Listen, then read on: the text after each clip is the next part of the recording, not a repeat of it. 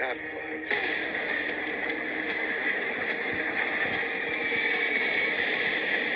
بسم الله الرحمن الرحیم.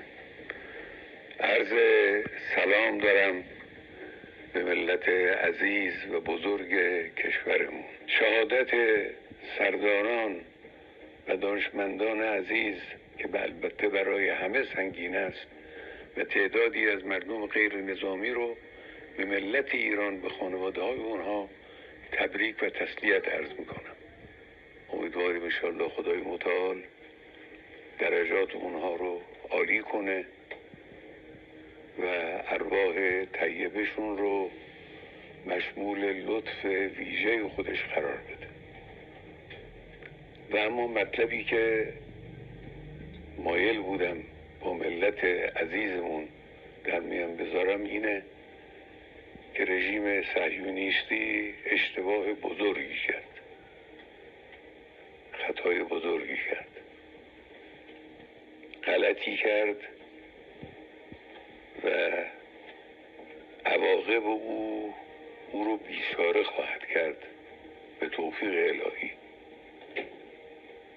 ملت ایران از خون شهدای گرانقدر نخواهد گذشت، از تجاوز با آسمان کشورش صرف نظر نخواهد کرد. نیروهای مسلح ما آماده هستند و مسئولین کشور و همه آحاد مردم پشت سر نیروهای مسلح. امروز از همه جناح‌های گوناگون سیاسی کشور و آحاد گوناگون کشور پیام‌های مشابهی صادر شد. همه احساس می‌کنند که باید در مقابل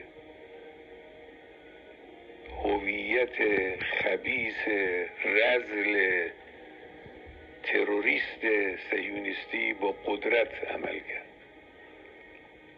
باید با قدرت عمل کرد و انشاءالله با قدرت عمل خواهد شد و با اونها مماشاتی نخواهیم کرد. زندگی برای اونها تلخ خواهد شد بدون تردید. فکر نکنند که زدند و تمام شد. نه، کار رو اونها شروع کردند و جنگ به راه انداختند. ما به اونها اجازه نخواهیم داد که از این جنایت بزرگی که انجام دادند خودشون رو سالم خلاص کنند. مسلم نیروی مسلح جمهوری اسلامی ضربه های سنگینی بر این دشمن خبیث وارد خواهد آورد.